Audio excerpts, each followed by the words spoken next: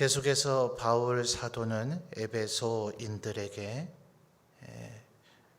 어떻게 해야 우리가 이 세상에서 하나님의 사람답게 살 수 있는가 하는 것을 권면을 하고 있습니다. 대조가 되는 것은 22절의 옛사람과 24절의 새 사람이죠.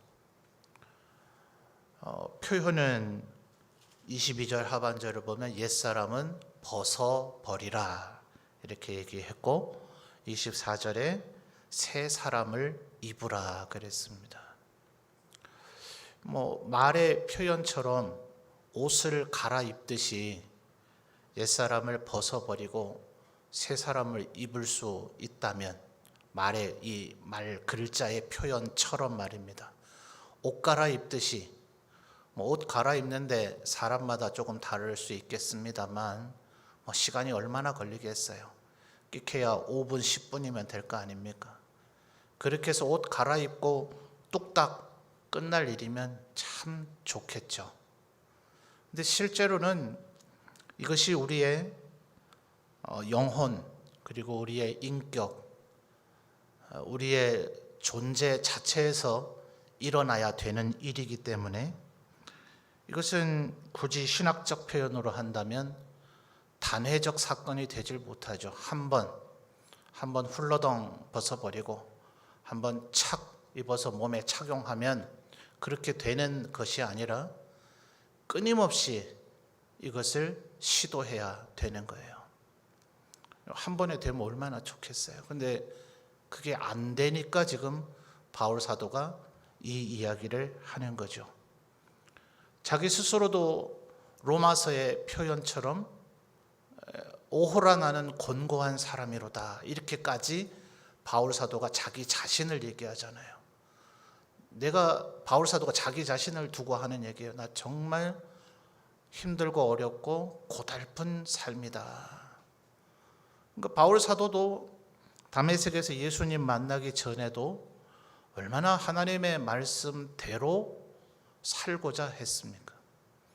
그래야 이스라엘이 독립하고 하나님의 은혜를 따라 옛 다윗의 영화를 회복할 것이라고 믿었던 이들이 바리새인들이니까 얼마나 나름대로는 하나님 말씀대로 한번 살아보려고 용을 쓰고 몸부림쳤겠어요. 하도 바울 사도의 그 사도권을 네가 무슨 사도냐 이렇게 비웃어대니 바울 사도도 사람인지라 내가 하나님 앞에 대한 열심이 어떠했는지 너희가 정말 알기는 아느냐 이런 어조죠. 이런 어조 속에서 불뚝불뚝 바울 서신에서 그가 한 표현대로 하면 정말 하나님의 율법에 바울보다 더한 열심이 있었던 사람이 있을 수 있을까? 예수 그리스도를 만나고 나서 성령의 다스리심을 받고 성령 충만한 가운데에서 그가 그 로마서의 그 표현이 그 앞뒤에 그 얘기가 나오잖아요. 성령님을 따라 행하라. 그러니까 성령의 충만함이 뭔지 바울사도 경험을 했고 그 성령 하나님의 다스리심 또 다른 서신에서는 말하기를 내 속에서 능력으로 역사하시는 이의 역사하심을 따라서 나는 다만 힘을 다해 수고한다. 그러니까 언제나 바울 사도가 자기가 하나님의 사역을 감당한 것은 자기의 능력으로 한 게 아니라 성령님의 그 공급해 주시는 힘과 능력으로 했죠. 그런데도 그 성령에 대해서 무지하거나 여전히 바리새적인 사고로 내 의지로 내 능력으로 한번 뭘 해보겠다거나 이런 사람이었다면 차라리 이해라도 되잖아요. 그런데 바울 사도가 누구보다도 성령님의 의지해서 그 사역을 감당했던 사람인데도 불구하고 그 내면에는 여전히 이 옛사람과 새사람의 갈등이 있어서 오호라 나는 곤고한 사람이로다라고 표현할 정도였다는 거예요. 그러니까 이 사실을 여러분 꼭 기억하셔야 돼요. 그러니까 본질적으로 썩 유쾌한 소식은 아니겠습니다만 정말 예수를 제대로 믿고자 하는 자는 이 세상을 떠날 때까지 이 뭐라고 해야 될까요? 갈등이라고 해야 될까요? 번민이라고 해야 될까요? 이 괴로움 속에서 온전히 헤어날 수는 없겠죠. 말씀대로 살고자 하지만 여전히 그렇게 되지 않고 있는 나. 이걸 제대로 인식하는 게 얼마나 중요한지 몰라요. 진정한 신앙의 출발은 어쩌면 이것에서부터 시작될 거예요. 이걸 모르는 사람이 늘 문제예요. 자기가 뭐가 된 줄 알거든요. 의로운 줄 알고, 거룩한 줄 알고, 경건한 줄 알고. 다시 한번 24절을 보십시오. 하나님을 따라 의와 진리의 거룩함으로 지으심을 받은 새 사람을 입으라라고 명령을 했으니, 굳이 표현해 본다면 24절에 바울 사도의 이 선언 혹은 이 명령, 이 지시가 있는 순간 이 명령을 듣는 그 어떤 사람은 새 사람을 입었습니까? 못 입었습니까? 이미 입고 있다면 새 사람을 입으라라고 명령하지 못했을 거 아니에요. 그런데 새 사람을 입으라라고 명령했다는 사실 자체가 이 명령을 듣는 그 대상은 아직 새 사람을 입지 못했는데, 그 1차적인 이 명령을 듣는 대상자들이 바울 사도가 가장 오랜 시간 하나님의 말씀을 가르쳤던 에베소인들이라는 데에 우리의 놀라움이 있는 거죠. 아예 생판 바울 사도에게 하나님의 말씀을 배운 적이 없는 사람들에게 새 사람을 입으라 이랬으면은 이 사람들이 하나님 말씀을 안 배웠어 놓으니까 이렇구만, 하나님 말씀에 대해서 뭘 몰라 놓으니까 새 사람을 입지를 못했겠구만, 이렇게 우리가 결론을 내릴 수 있겠지만, 저는 이 자리에 있는 우리들보다 더 하나님의 말씀을 배웠을 것이라고 보여지는 에베소인들에게 바울 사도가 이 명령을 하고 있다는 것을 우리가 좀 심각하게 여길 필요가 있다. 그런데 24절을 다시 보시면 그 세 사람의 특징이 뭐예요? 상반절에 하나님을 따라, 그 다음 뭐라 그럽니까? 의와 진리의 거룩함으로 지으심을 받은. 굳이 표현한다면 이 세 사람이라고 하는 옷, 이 옷의 옷감의 재료는 의와 진리와 거룩함이라는 거예요. 그러니까 이걸 아직 입지를 못했으니까 의롭지 않아요. 아직 진리에 완전히 그 진리를 갖고 있지를 못해요. 온전하게 거룩해지지 못했어요. 이 사실을 늘 기억해야 이게 신앙의 자세의 출발이 되는 거예요. 예수님 좀 믿고 세례 좀 받고 교회 출입 좀 하고 나니 자기가 의로운 줄 아니까 늘 다른 사람을 정죄하고 비판하고 비난하기만 하는 그런 죄악을 짓고 있는데도 불구하고 죄 짓고 있는지를 몰라요. 왜냐하면 19절로 가서 보시면 감각 없는 자가 됐기 때문에. 감각이 있는 사람은 누구라도 죄 지을 수 있죠. 죄 짓다가 그 죄악된 말과 행동을 하는 순간 이미 이거 아차 아니다, 이거 죄인데 느껴집니다.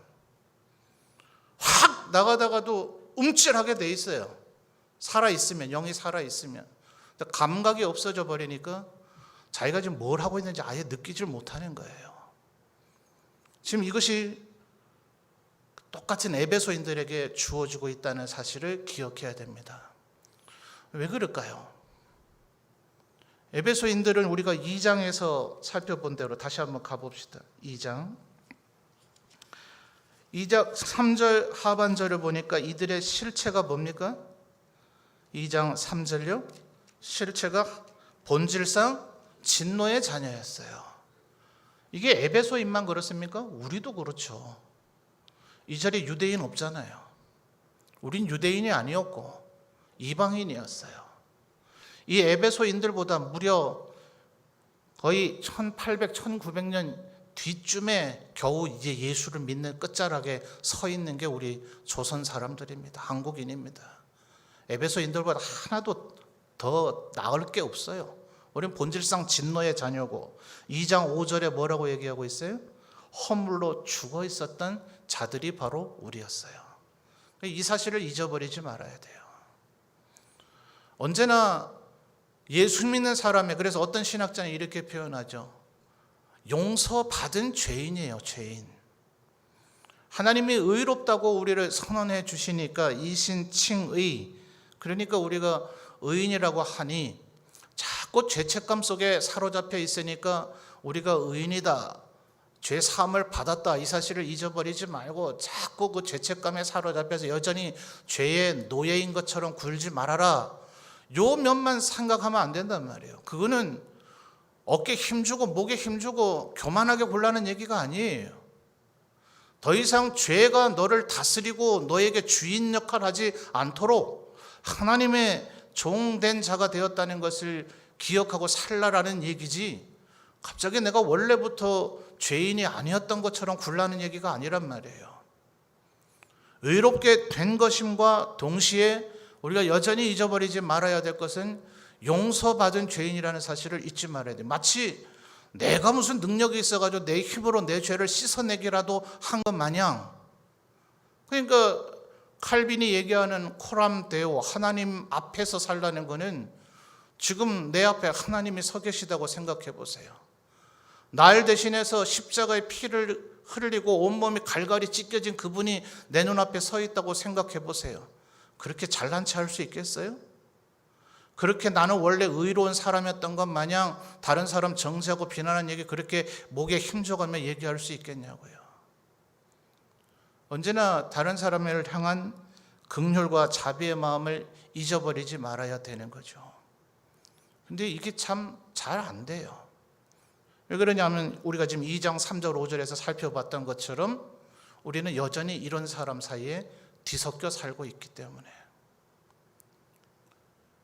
여러분, 기독교는 2000년 동안 한때 로마에 의해서 기독교 국가가 되었다고 하지만 그래도 기독교 국가였었어도 그 내부적으로는 죄악은 여전히 흘러넘쳤어요. 그래서 어떤 분 책을 쓴 제목이 바벨론에서 살아가는 그리스도인. 언제나 우리 이 생각을 해야 돼요. 우리는 계속해서 지금 바벨론에서 살고 있다. 기독교 국가였던 적이 거의 없어요. 로마에 의해서 기독교 국가가 됐다. 아니라니까요. 서로마가 멸망을 당할 때 어거스틴이 뭘 썼다고요? 그때 당시 기독교인들이 어떻게 이럴 수가 있는가? 로마는 하나님의 나라이고 하나님의 국가인데 어떻게 로마가 게르만족 저 이방인들에게 멸망을 당할 수가 있는가? 그래서 어거스틴이 하나님 나라라고 하는 신국론이라고도 불려지죠.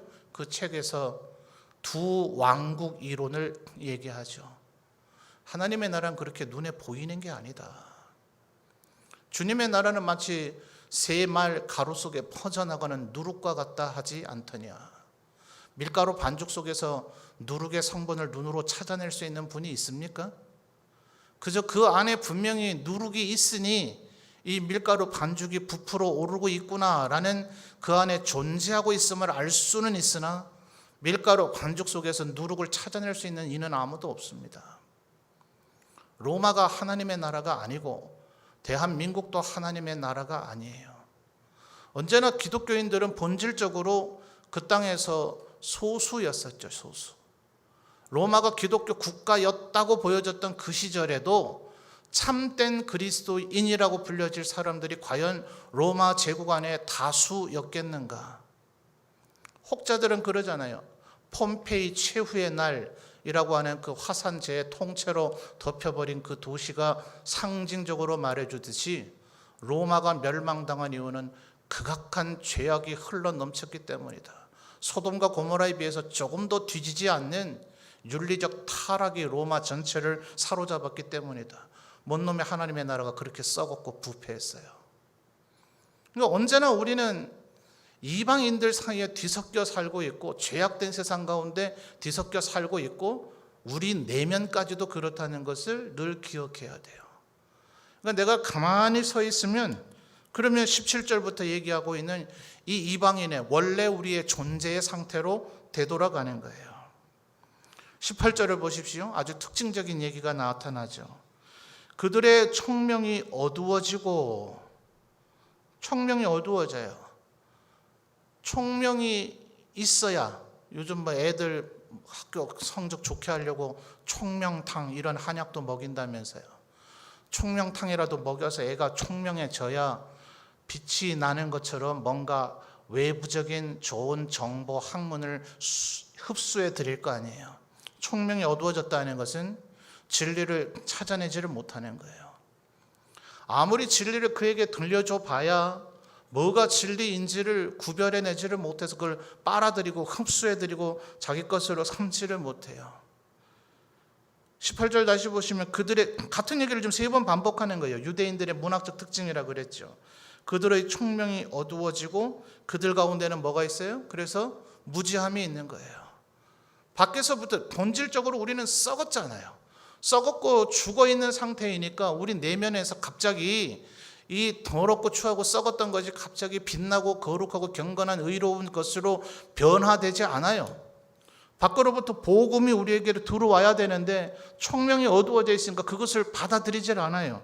그러니까 마음속에는 결국 무지함이 그대로 자리 잡아 있어요. 그래서 결국 그들의 마음은 굳어져 있는 상태가 돼서 화인 맞은 양심이라고 그러죠. 그래서 19절에 감각이 없는 자가 되고 결국 방탕에 방임하는 지경에 빠지게 돼요. 누가요? 지금 이 얘기 누구에게 하고 있어요? 에베소인들에게 하고 있다는 사실을 기억해야 돼요.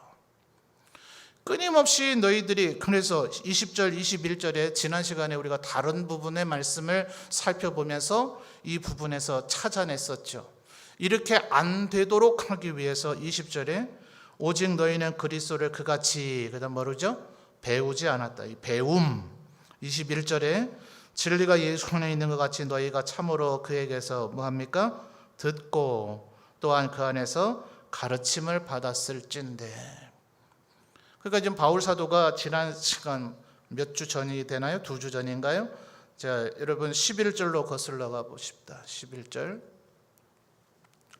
이래서 하나님께서 교회에 이런 자들을 세웠다. 11절에 5개로 보여지지만 4개의 직분자로 찾아야 된다고 얘기해요. 뭐 사람마다 신학자들이 조금 논란이 있어요.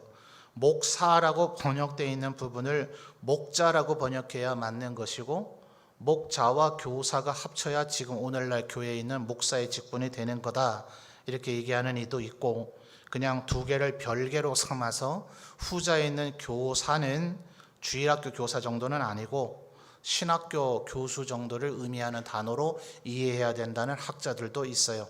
4개로 보든 5개로 보든 사도, 선지자, 복음 전하는 자, 목사와 교사이든지 하여튼 목사이든지 이 4-5개의 직분은 이들을 하나님께서 교회에 주셔서, 그리스도의 몸에 주셔서 12절에 성도를 온전하게 하고 봉사일을 하고 그리스도의 몸을 세우게 하려는 것이고, 이들이 끊임없이 하나님의 말씀을 가르쳐서 13절에 믿는 것과 아는 것이 하나가 되는 온전한 사람을 이루게 해서 그리스도의 그것도 장성한 분량에 그것도 충만한 데까지 이르도록 성도들을 성장시켜야만 14절에서 얘기하는 어린아이의 수준에 머물러 있지 않고 사람의 속임수에 빠지지도 않고 간사한 유혹에 넘어가지도 않고 온갖 교훈의 풍조에 밀려서 요동하지 않도록 해야 되는 것이다.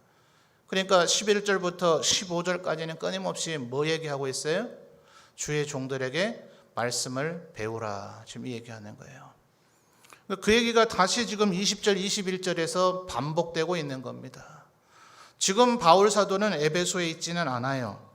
교회의 역사를 보면 이 무렵에 디모데가 여기를 목회하고 있었는지, 아니면 브리스길라와 아굴라가 목회하고 있었는지, 요한 사도가 목회하고 있었는지, 시기가 에베소서가 최초로 에베소인에게 전달되어졌을 때 에베소를 돌보고 있는 이가 누구였는지 가능성이 있는 이들은 그 세 사람들입니다. 그 세 부류가 브리스길라와 아굴라는 부부죠. 그와 디모데와 요한 사도, 이 세 사람의 순서도 이렇게 강하게 주장하는 것이 있어서 그게 아마 거의 맞지 싶기는 하나 100% 확언할 수는 없겠죠. 어쨌든 참 쟁쟁한 이들 아닙니까? 바울 사도가 가르치고 브리스길라와 아굴라가 가르치고 디모데가 또 이들을 돌보고 요한 사도가 이렇게 가르쳤다면, 그러니 요한계시록 2장에서 나타나는 이단도 자칭 사도라 하는 이의 사도가 아닌 것도 밝혀낼 수 있을 만한 탁월한 그런 신학 지식들이 있기는 했겠죠. 근데 결국 요한계시록 2장에서 책망하는 것처럼 머리는 똑똑하고 뭔가를 잘 알지는 모르지만 첫사랑을 잃어버리는, 균형이 상실돼 버린 신앙이 돼버리잖아요. 그러니까 끊임없이 우리가 내가 이미 됐다라고 여기지 말고 얼마나 하나님의 말씀을 또 묵상하고 또 묵상해야 되는가. 왜냐하면 다시 한 번 말씀드리지만 2장 3절과 5절에 얘기하는 것처럼 우리는 본질상 진노의 자녀였거든요. 그리고 허물로 죽어 있었거든요. 여러분, 이 말을 혹시 기분 나쁘게 듣지 마시기를 바라요. 100% 그런 건 아닌데, 이제 서양의 우리 2000년의 교회 역사 가운데 요즘 이제 우리 한국 사회에서 세계인들이 놀랄 만한 신학자들이 이제 조금씩 나오기를 시작해요. 이 사람이 정말 대단한 학자다라는 게 뭐 자기가 주장해서 될 일이 아니잖아요. 꽤 많은 다른 학자들이 인정해야죠. 그저 우리 일개 교회 돌보고 있는 목회자나 성도들이 대단한 학자라 그래서 그게 학자가 되는 게 아니고, 나름 자기도 학문적 어떤 그 한 획을 끈 사람들이 봤을 때 당신의 학문적 가치가 대단하다, 이게 인정이 돼야 소위 학자라고 할 수 있지 않겠어요? 근데 아직은 뭐 한국 안에서는 추종자들도 있고 대단하다 뭐 이렇게 하는 사람들도 있지만, 전 세계적으로 그렇게 정말 신학자로서 대단한 사람이다라고 인정될 만한 정도는 아니에요. 이제 조금씩 가능성이 나타난단 말이에요. 한국의 개신교가 전파된 지 이제 한 150년 정도를 보잖아요. 사람의 30년을 한 세대로 봤습니다만, 뭐 30년으로 보면 한 5세대 정도가 흘러갔겠네요. 5대째 예수 믿는 집안이 생겨 있을 수 있어요. 이쯤 되면 이제 조금 나타난단 말이에요. 서양에 탁월했던 신학자가 100% 그런 건 아니지만, 이 사람 정말 어떻게 이렇게 하나님과 성경에 대한 이해가 균형 잡혀 있을까, 탁월하다 싶어서 그 사람에 대한 가족 내력을 찾아보면 그 집안에 몇 대째 이미 신학자, 목회자가 즐비해요. 이쯤 돼야 이제 하나님의 말씀에 대한 균형 잡힌 인격체가 좀 되더라 하는 거예요. 물론 이 자리에도 당대 예수 믿으면서 아주 훌륭하신 분들 계신 줄 알아요. 근데 우리끼리 있으니까 솔직히 인정해 보십시다. 우리의 성품과 인격 그 구석구석이 다 주님을 닮았습니까? 솔직히 교회 와서는 그래도 내가 제일 근사하고 잘난 모습만 살짝 보여줘서 괜찮은 이미지를 겨우 유지해가고 있지 않아요? 우리의 참된 실체를 성도들이 다 알고 나면 과연 예수 믿는 사람이라고 인정조차라도 하겠어요? 우리 안에 아직도 얼마나 이 죄악된 이방인처럼 그 마음에 허망한 것으로 총명이 어두워져 있고 무지하고 마음이 굳어져 있고 감각이 없어서 방탕에 방임하고 모든 더러운 것을 욕심으로 행하고 있는 부분이 우리에게 과연 없느냐 말이에요. 오늘 우리 한국의 전국에 있는 교회가 아주 발칵 뒤집혔죠. 7번에서 오후에 발표를 해가지고 10일부터 뭐 어쩌고 저쩌고 해서 아예 뭐 인터넷에 그 일로 도배가 되더만요. 똑같은 사건이잖아요. 정부가 또다시 교회를 향해서 강력한 요구를 지금 발표했다. 정부의 견해가 옳으냐 그러냐, 거기에 우리 교회가 어떻게 응해야 되느냐. 다양한 스펙트럼으로 목회자들, 성도들, 뭐 장로님들, 뭐 인터넷 깨나 한다는 사람들, 온갖 견해들이 거기에 이제 막 오늘 오후 중으로 쏟아져 나와야 말 그대로. 거기에서 정말 다양한 스펙트럼을 보는 거예요. 똑같은 사건이 벌어졌는데, 똑같은 지금 국가 안에 살고 있고 똑같은 현상을 지금 눈앞에 직면했는데 그것을 바라보는 시각이 이렇게 다른 거예요. 그 가운데는 하나님의 뜻이 아닌 것이 반드시 뒤섞여 있겠죠. 우리는 얼마나 지금 24절에 얘기하고 있는 의와 진리의 거룩함을 지금 잊고 있는가.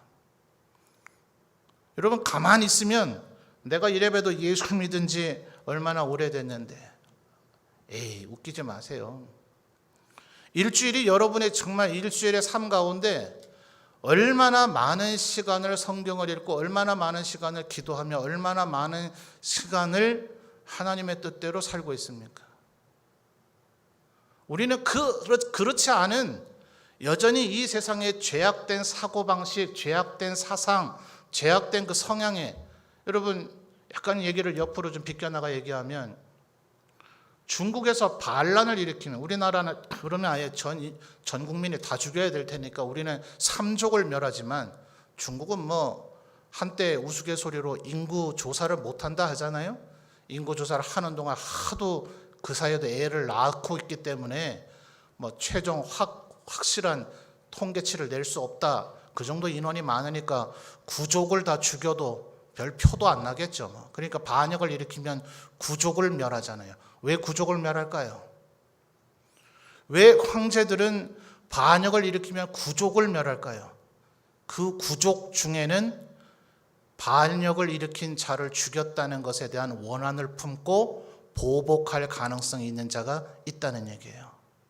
이 말은 반대로 생각하면 구족 모두 다가 예수를 믿지 않으면 그 사람에게는 불신앙적인 사고방식을 심어줄 영향력이 상존해 있다는 거예요. 여러분의 가족 내력들의 한번 구성을 보세요. 친족, 외가, 처가, 시댁, 또 그 부모님의 또다시 어머니의 친정, 또 장모님의 친정, 그렇게 펼쳐나가 보세요. 그러니까 우리 어머니가 어머니 아버지가 혹은 장인 장모님이 아무리 신앙생활을 잘했던 목사 장로였다 하더라도 그들의 부모 가운데 신앙생활 안 했던 사람이 있으면 그에게 이미 뿌리 깊이 영향력을 미치고 있는 죄악의 싹이 아직도 남아 있는 거죠. 교회는 지금 오래 출입하고 있지만 여전히 하나님의 방식이 아닌데도 불구하고 그게 하나님의 뜻인 줄로 생각하고 살고 있는 부분이 있는 거죠. 물론 다시 한번 말씀드리지만 이건 일반적인 얘기예요. 당대 지금 예수 믿으면서 모든 이 죄악의 사슬을 다 끊어버린 분도 있긴 있죠. 그러나 교만하지 마십시오. 몇 대째 예수 믿은 그 어떤 사람이라 하더라도 우리 안에는 여전히 총명이 어두워지고 무지하며 마음이 굳어져 있는 것이 다시 재현될 수 있는 그런 인격체라는 것을. 다시 한번 말씀드리지만 천년은 소위 유럽이라고 하는 국가는 기독교 국가라고 여겨졌잖아요. 교황의 왕들까지도 마음대로 좌지우지할 수 있는 그런 세월을 보내왔잖아요. 그 안에선 기독교에서 파문당한다, 너는 더 이상 하나님의 백성이 아니라는 건 그냥 사형 선고와 똑같을 정도였잖아요. 그러면 그 천년 안에는 천국과 같았어야 될 거 아니에요. 가장 부패하고 썩었잖아요. 왜 그래요? 예? 종교개혁이 일어날 때 그때쯤에는 유럽의 주요한 귀족들은 우리처럼 겨우 4, 5대가 아니라 10대, 15대, 20대까지 전부 다 조상 대대로 하나님 믿잖아요. 근데 그들이 거룩한 결정체더냐고요? 아니라니까요. 더 죄악에 얼마나 뻔뻔하고 모렴치하게 수치스러움도 없이 교회 안에서 죄악을 저지르고 있는지 중세 역사가 우리에게 드러내주고 있잖아요. 그러니까 우리는 끊임없이 20절, 21절에 그리스도를 어떻게 배웠는지, 그리스도에 대해서 어떻게 들었는지, 그리스도에 대해서 어떻게 가르침을 받았는지를 계속해서 나를 쳐서 복종시키지 않으면 주님을 닮아가는 모습을 흉내조차 내지 못한다. 바울 사도가 지금 가장 자기에게 하나님의 말씀을 많이 배운 에베소인들에게 이렇게 얘기하고 있다는 사실을 기억하셔야 됩니다. 오늘 하루 중에도 저는 소위 교회 꽤나 다녔다 하는 사람들에게서 어떻게 이렇게 비신앙적인 사고방식, 사고를 할 수 있는가를 설교 준비하는데 집중하지 못할 정도로 많이 들었습니다.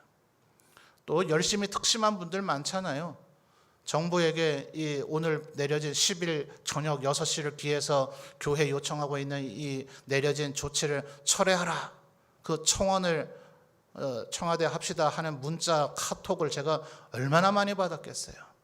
그거만 달랑 보내면 이제 그 사람의 성향과 생각과 그걸 알 수는 없는데 그 앞뒤에 그들이 덧붙인 말들을 통해서 그 사람의 어떤 소위 인격, 사고 방식, 이 문제를 바라보는 그의 지금 통찰력과 판단력, 그렇게 판단을 내리기까지 그 머리를 작동시키고 있는 그의 세계관, 이런 것들이 다 드러나는 거예요. 그 얼마나 지금 하나님의 시각으로 이 세상을 바라보고 있는가. 여전히 우리 한국은 멀었구나.